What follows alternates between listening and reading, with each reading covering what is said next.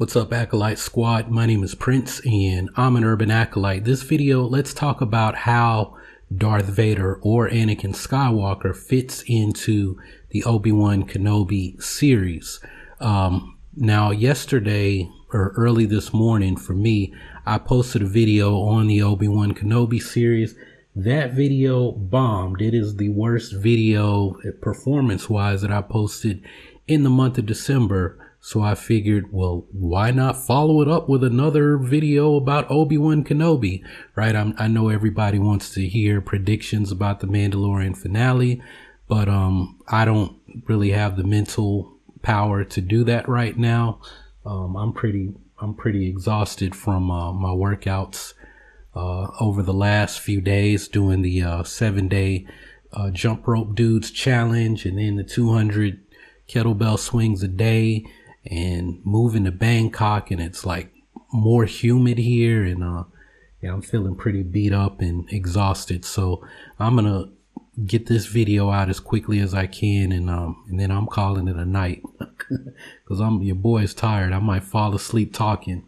All right, so this article, I would summarize it to get this video over faster, but I haven't even had a chance to read it yet because I've been pretty much asleep all day, or trying not to fall asleep all day is really the word. But you know, at least I got my training in and everything else. All right. So, this is by my main man, Brian Young, who writes for Star Wars Insider magazine, and, we're Facebook friends. We follow each other on Twitter. I think he may be subscribed to the channel. So he's aware that I'm here doing my thing. And the Fandom Menace hates him, which is hilarious to me. You know, the Fandom Menace hates anybody who's like officially connected to Lucasfilm, because I guess they're upset that no one takes them seriously except for their little pocket of the fandom. And hey man, good for them. There's an audience for everyone on YouTube and on the interwebs, right? So anyway, let's look at this.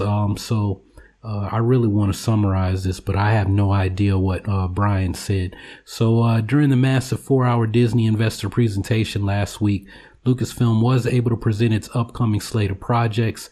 I've already done a video on those projects, and the topic of this particular video and article is the Obi Wan Kenobi series, right? So Brian says one of the things that he loves about Star Wars is how malleable it is, and how we're able to derive new context and understanding out of the original text as new chapters of the intergalactic gospel are created, right? So that's one of the things that people talk about, things being retconned, and I'm like, no, there's no retcons, there's no reboots.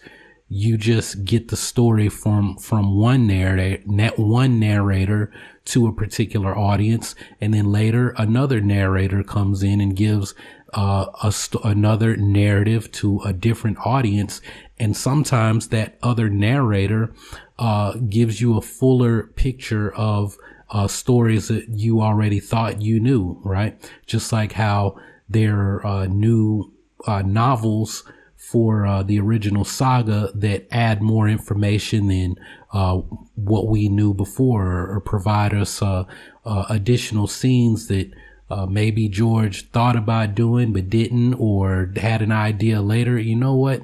We really should have done this, right? Like how Leia is able to resist Darth Vader's interrogation techniques, because, you know, at the time when they did A New Hope, Leia wasn't the other Skywalker. Luca Skywalker, Luke's sister, was somewhere out there. But, you know, then it was, well, there's no Luca Skywalker. It's Leia Organa, who was Luke's twin sister. And so now we gotta come back and say, oh yeah, well, she totally was able to resist Vader and everything. And the reason, even though she didn't know she had the Force, is because she lied, right? And for Vader's little mind probing and drugging her, and with the interrogation droid and everything else, you know, if he's pulling thoughts, well, she's feeding him the thoughts that he's pulling from her, right? Same way Rey was able to resist Kylo Ren, right? It's like Well, if I believe this to be true and I tell myself that this is true, in her case, you know, it's like, where's the rebel base? They're on Yavin 4. I think in a video I did yesterday or a few days ago, I said that the rebels base was on Tython, and I meant to say Yavin 4, right? Well, she said Dantooine, and well, they were on Dantooine previously before, at least Mon Mothma's group, or maybe it was Bail. I think Bail or got one of them. They mentioned it in Rebels, season 3, I think, that they were on, Dantooine. Somebody was, whatever the one was where I think like Mon Mothma was like legit in the episode. I think, I can't remember. It's been a minute since I've seen that. But anyway, so he's talking about, you know, there's something so pure about rewatching A New Hope with the new context from Empire Strikes Back, trying to make sense of the idea that Darth Vader was really Luke Skywalker's father. So that's, you know, you see episode 4, then you see 5, you go back and watch 4 in a different light. So there's nothing more terrifying than watching Luke Skywalker teeter so close to the dark side after watching his father struggle with the same failings in the prequel films. The Skywalker saga is rife with these recontextualizations. Watching Revenge of the Sith after the entirety of the Clone Wars is something like a religious experience. So what new things will we learn that forces us to reevaluate our understanding of the sacred Jedi texts? I like how he did that. So, revealed in that metric ton of Star Wars news was an acknowledgement that the upcoming Obi Wan Kenobi series coming to Disney Plus will be set 10 years after the events of Revenge of the Sith. Lucasfilm's Kathleen Kennedy also dropped some bombshell news. Hayden Christensen would be back in the role of Darth Vader, promising us the rematch of the century. Now I'm wondering what they mean by that, because I kind of said it in yesterday's Obi Wan Kenobi video. So if you're like my man Self Elevation and you're like, why do you keep dropping hints about this other video? That might mean you might want to go back and watch the video, because I'm really too tired to have that conversation again. Like, even my voice is about to give out, like, for real. When you get through with this, just go back and watch that other video about Tamora Morrison and the rumor that he's going to be in the Obi Wan Kenobi series, because I get into it there. Right. So the Hollywood Reporter had access to the preview footage that wasn't shown to the general public and quoted Ewan McGregor in the interview footage as saying, "The most beautiful thing of all about the series is that it's brought me back together with Hayden." They noted that he also mentioned that the two will have another swing at each other before the end of the series. So, in some way, shape or form, there will be a rematch. Right now, I'm thinking this is going to be a flashback. They're going to redo scenes of the fight on Mustafar, or maybe we see them sparring or something. But I mean, as nice as as cool as it would be to reimagine Obi-Wan and Vader having a fight before we see them on the Death Star, and they could do some cool stuff like those people who like recut the fight and, you know, had some new stuff added to it to make it look really cool. That would be awesome. But it's like, I don't really want to see Anakin and Obi-Wan, or Vader and Obi-Wan, go at it, because then it's like, well, why wouldn't Vader be aggressively hunting for Obi-Wan, you know, for the next 9 years before they meet again, right? Because this is 10 years after Revenge of the Sith, so, you know, they meet again in 19 BBY, or maybe it's 0, because it's no years before the Battle of Yavin, right? It's a few days before the Battle of Yavin. But anyway, so we asked, how can this be? As Yoda asked the younglings in Attack of the Clones when Obi-Wan seemingly lost a planet, many fans were asking, how can this be? I just did. How can they have a rematch? Some insisted that A New Hope gives us all the proof we need that such a meeting would be impossible, but I would hesitate to characterize anything in A New Hope as proof that Kenobi and Vader haven't met since their fateful duel on Mustafar. In fact, I think the rest of the Star Wars universe has been hinting for a long time that it would be impossible for Obi-Wan and Vader not to have met again. Right now, he might get ready to say this, but how would Obi-Wan have known that Vader was more man than machine, right, when he talked about that? Was that in A New Hope, or was that line not said until much later? let's continue, right? Because it's like he had to have known the name Vader. He had to have known about Vader some kind of way. I mean, yeah, man, it's like he could have looked into the Force, seen it in a Force vision. Luke did astral travel basically, and materialized a body that wasn't actually there, right? He did that in The Last Jedi. So, I mean, it's completely on the table that Obi Wan Kenobi, that astral travel, remote viewing is within the possibilities, the realm of possibilities for a Jedi. And since that's something that you can do, allegedly in some of these different Taoist Neigong schools, I'm completely putting that on the table as a possibility, because I mean, all the other stuff Jedi do is seen examples of it from, John Chang in the Mopai school, the list of abilities, if you can get past level 4, which, the Mopai, the real Mopai students that are subscribed to the channel and maybe watching the video will tell you that, at least from what we've been told or led to believe, is darn near impossible. So for y'all aspiring, oh yeah, this Mopai thing Prince is talking about, I'm going to learn it, I'm going to master it, and I'm going to be a real life Jedi. You might as well forget it. If you can't even go to a Tai Chi class, you might as well forget it. Right? I'm just being real with you. You're just going to send yourself to a quick and painful death. Right. And I wished I were joking about that, but I'm being real. So just forget it. Live your life, enjoy it. And, maybe you'll be lucky, in your next life, or the one after that, or the one after that, or the one after that. So anyway, as the great rapper MIA said, Yalla means you always live again. So anyway, getting back to this, perhaps the best place to start is Obi-Wan's statement to Luke in Return of the Jedi that also doubles as the theme for the utterly brilliant masterpiece, The Last Jedi. Luke, you're going to find that many of the truths we cling to depend greatly on our own point of view. We'll find that all the evidence that Obi-Wan and Vader can't possibly meet again before A New Hope is subjectively and completely non-specific. We can start with the fact that Obi-Wan Kenobi knows that Darth Vader survived. That's what I was talking about. At the end of Revenge of the Sith, Obi-Wan, great minds think alike, Brian. That's why we're friends. Obi-Wan was under the impression that Anakin was left for dead. Through the other parts of the canon, we know that Vader and his existence were kept as largely secrets or myths through the broader part of the galaxy. Word of Vader's existence wouldn't reach Kenobi's ears on Tatooine casually. He likely would have had to do some first-hand investigating. When Darth Vader first senses Obi-Wan's presence on the first Death Star, his line of dialogue ends with an ellipses. I sense something, a presence I've not felt since. That ellipses can mean anything in the past. That's what I've been saying in the previous videos on this topic.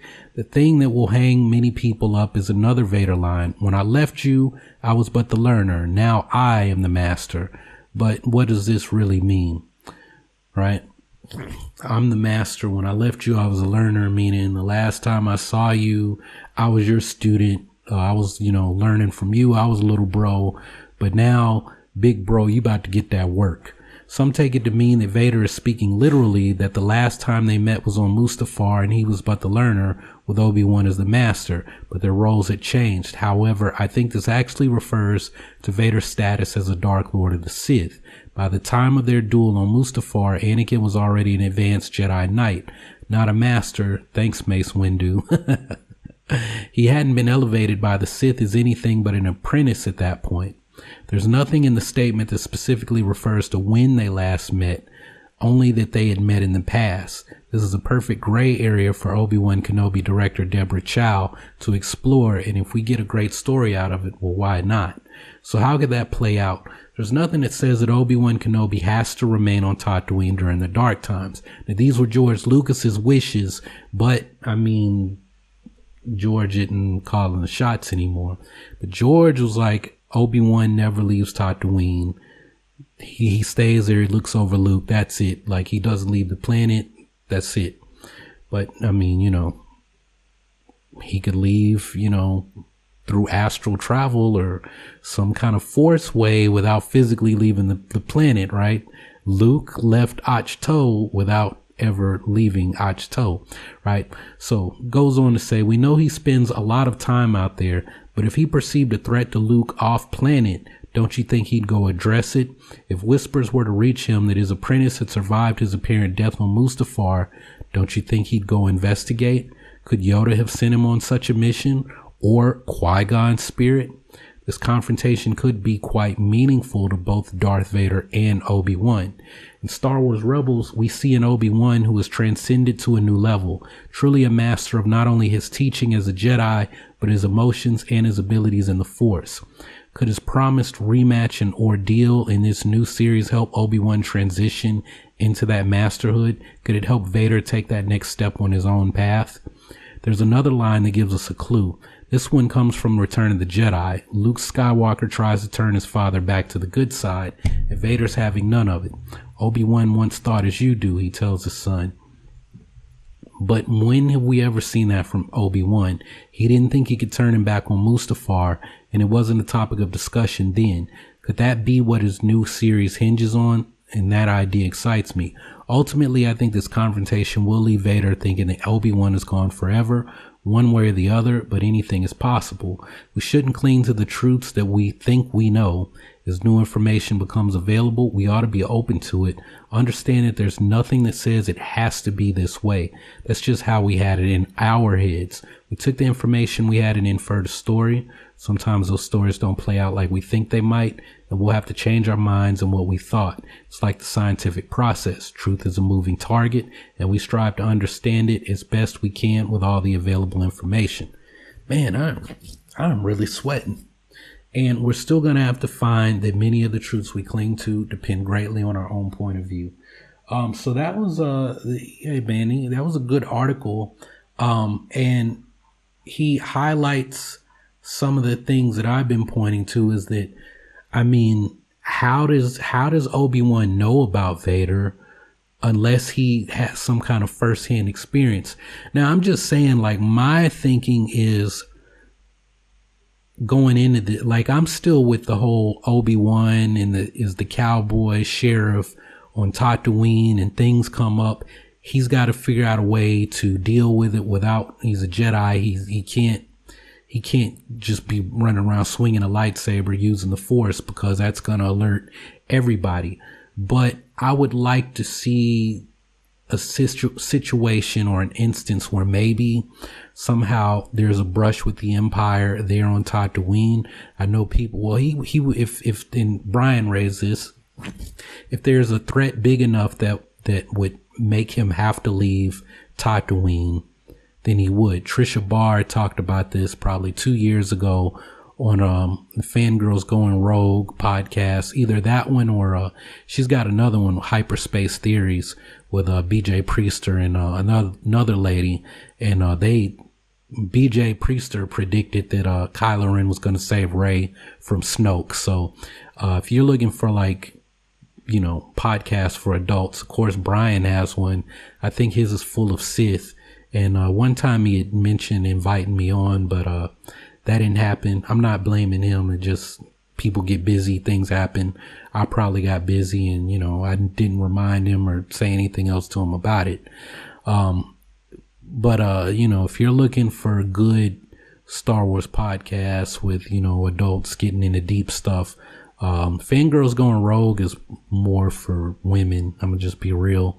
Dudes can listen to it too, but unless you want to hear about the latest, what is Ashley Eckstein's company, her clothes line, unless you want to hear about like the latest Captain Marvel skirt, the Ahsoka Tano dress that's coming out or something like that,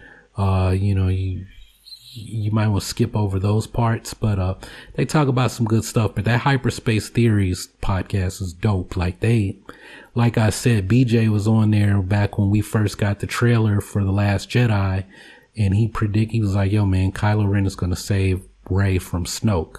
Like, that's the theory. Of course, we thought that was going to be like an Act 3 thing, and it wasn't.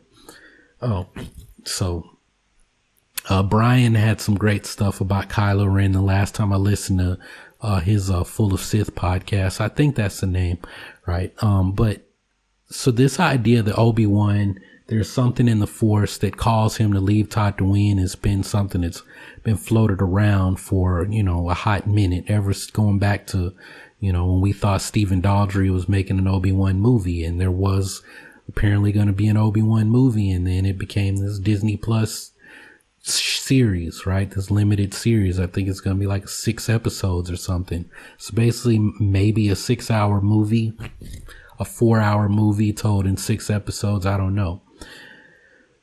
But what I would really like to see is that maybe Vader actually comes to Tatooine, and there's a tremor in the Force, there's a disturbance in the Force, and maybe Obi-Wan has to deal with some Inquisitors, and then it's like, yo man, what happened to these Inquisitors? Because maybe Obi-Wan is like, oh, they must be looking for Luke, like Anakin knows. Or maybe he does, like the Emperor knows, and then it's, oh, well, they're like, oh, Darth Vader is going to get, who is Vader? Who is your master? Right? And then it's like, oh, snap, like Anakin is Vader.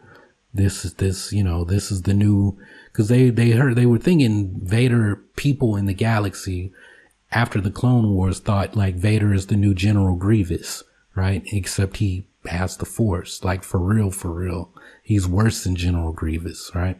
Scarier. He's in all his black armor. Like he's like dressed like a Jedi, but he's in this armor and he's got this mask on and you can't read him at all. It's just the mask and the breathing, right?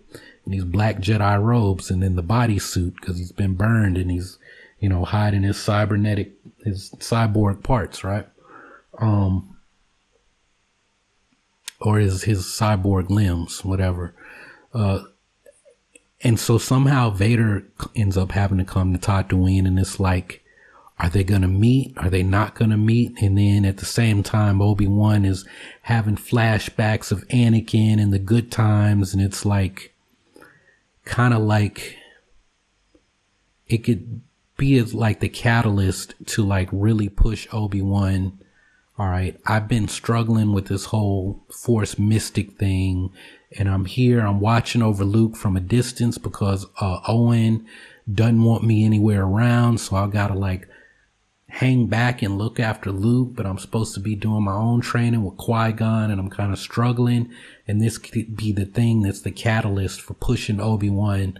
All right, I gotta go straight mystic mode, right? I gotta get deeper into my practices where I was struggling. Now I've found resolve, right? I realized what's at stake here, that at any moment Anakin could come and find Luke, and who knows what could happen. And, we thought Anakin was the chosen one, that he was going to destroy the Sith. You were my brother, Anakin. I loved you, but now you've left the galaxy in darkness, and that wasn't who we thought you were and what we thought we were going to do. And then, oh no, there's Luke, and all the things I thought Anakin would do, Luke can accomplish those things. And it's like, I've got to make sure that I'm in the right place, the right state of mind, that I've reached the level so that I don't fail Luke the way I failed Anakin. That's what I feel like. For me, just speculating, thinking about this right now, where I would like it to go. Now, I mean, y'all can have your opinion, and I'm open to hearing it, but that's just me, right? This is not, I don't have an inside track. I don't have inside sources. I don't have contacts at Lucasfilm. I appreciate like my man Warbound on Twitter, who, tagged Dave Filoni and was like, yo man, like, you need to be Dave's assistant. And I'm like, hey man, Dave is the Padawan to George Lucas. I would love to be the Padawan to Dave Filoni, but I kind of like my life here in Asia.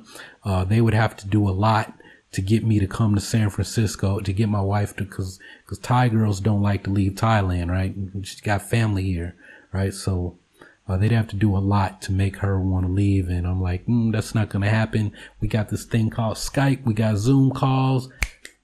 We can figure it out, but that's about the only way that could happen. I'll be a consultant, but I'm like, yo, man, I'm just a dude talking, in my office that I really can't wait to get my silent fan, because your boy's sweating like I wish I could say I was chilling like a villain, but I'm not. I'm sweating like a dope fiend in here. Got any crack? So yeah, I don't know. I'm actually really excited for the Obi Wan Kenobi series. Whatever, what's her name? Deborah Chow, whatever she decides to do with it. I'm all in to see Anakin return. I want to see that. I want to see Hayden Christensen redeem himself with a different director, and he's older. He hasn't done a lot of acting and a lot of stuff since, what's that movie where he had like, teleportation powers or something? I don't remember the name of it. It was like a kind of a thief or something. But I'm ready to see my man come back and give a performance that makes us, makes everybody love Hayden, right? After people talk smack about him for years. I want to see that for him, right? And for us as fans, right? And more Obi-Wan is always good, especially, since they did him wrong with in the sequel saga, right? Rey at one point was going to have some kind of connection to Obi-Wan. They didn't do that, I never thought that Rey was Rey Kenobi. As a matter of fact, it followed the Jedi Prince to a T, because Ken thought he was Ken Kenobi, like Ken, because he was Kenobi's son or grandson or something, right? He really believed that Obi-Wan was his, that he was his father or grandfather. And Luke was like, no, first off, Obi-Wan couldn't be your father, because, well, no, I was about to say he's too young, but I had to think about it. Ken was about 9 or 10 years old, I think. He might have been 12, or I don't remember how old he was supposed to be, but this was right after Return of the Jedi. So, he would have been maybe 7 or 8 when Obi-Wan died. So yeah, I guess he thought Obi-Wan was his father, but it was like, no, that's not the case. He turned out to be Emperor Palpatine's grandson, right? So that was kind of the same thing with Rey. I wanted there to be the Kenobi connection, like Obi-Wan is the one that's like calling out to her to step in, and you've got the Force. Rey, these are your first steps. Like, it's up to you to find Luke and put Luke on the right path, and to, and to pick up the lightsaber and pick up the mantle. And it's your time now. It's your time to play your part and find your place in all of this that's going on, right? So, he did Obi-Wan wrong in the sequel saga. See, people, you never say anything, man. There's so much. It's like, I don't understand how people who 1 minute praise me for being able to like dive as deep as I can into the story, but then get mad because, oh, you loved all of it, you don't criticize anything. And I'm like, well, if I have a video where I talk about the things that I like, the video, all I did in the video is talk about the things that I liked, right? It's not, this is what I liked and what I did not like. It's just, these are the things I liked, right? Like if I did, The Last Jedi is on my mind because what I guess we're celebrating, it came out 3 years ago today, right? As soon as I go see the movie and then I get home and go in the booth in my attic back in Tennessee and tell y'all, yo, man, this was a dope movie. I loved it, and I don't want to spoil it for you, but man, it was great. It was awesome, blah, blah, blah. And, dabba dee da, as my little brother says. And I mean, am I supposed to trash them? I want you to go and see it because then when I come back and do my full review, it's like, yeah, then we can kind of sit down and compare notes, right? You know, I'm trying to talk, but just me, I want to talk about the things I liked. And, you know, one dude that attacked me about that, it was like something he didn't like. It was so minor that, like, what's the point of even mentioning it? He got mad at me because ACOLYTES was wasted in The Force Awakens, like the whole kanji club.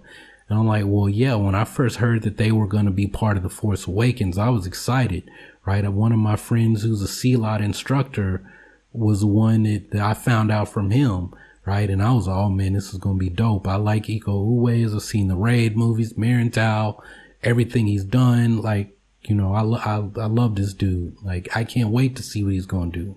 I thought maybe they'd be the Knights of Ren or something. We were going to see some cool fights. We didn't see that, right? But then when I found out, it was like, oh, well, J.J. Abrams liked the Raid crew. And he was like, yeah, you guys make a quick cameo and that's it. And, you know, you get to be immortalized, have your face immortalized in Star Wars. And it's like, well, what more could they do? Like none of them really spoke English back then, so they weren't going to have big speaking parts. They were just there to look cool and scary. And for the people who knew who they were, it's like, oh yeah, that's that dude, right? Just like what's her name? Rose's sister, Paige Tico, right? Those of us who know her from all the Vietnamese movies she's made, it's like, oh cool. Kelly Marie Tran is Vietnamese, and why can I not think of her name? And I reviewed a movie, a Vietnamese movie she did last year, 2 years ago, 2019, Fury. I can't remember her real name. And then I've got a couple of her other movies, or I had them. I might as well say past tense, because they're on DVD back in my house, and I'm probably never going to see my stuff again. Just being honest, all my stuff is gone. Thanks to coronavirus. You know, I can't get back to the US, and I'm probably just going to have to sell my house as is and say, yeah, just throw all my shit out, whoever buys it. You know, if you like Star Wars, plenty of Star Wars collectibles from the sequel saga. If you don't, then, you know, take them to Goodwill. Actually, I would prefer they take them to Monroe Harding Children's Home, all the toys and lightsabers and stuff like that. But, you know, maybe one of y'all is watching from Nashville and you buy my house, and, you know, we'll see. Anyway, y'all, I'm tired and I'm sweating everywhere profusely. So I'm going to end this video and hurry up and get it posted, and then I'm calling it a night. So thanks. What's your feelings about the Obi Wan series? Anakin showing up, Vader. How do you see that playing out? Are you with it? Are you against it? I don't know. Let me know your thoughts in the comments below. Oh my gosh. And I'll be checking back to see what you all have to say. But yeah, I'm like soaking wet now. So that's all I got for this one. So thanks for watching. Thanks for hanging out. Y'all keep on breathing, and may the force of others be with you always.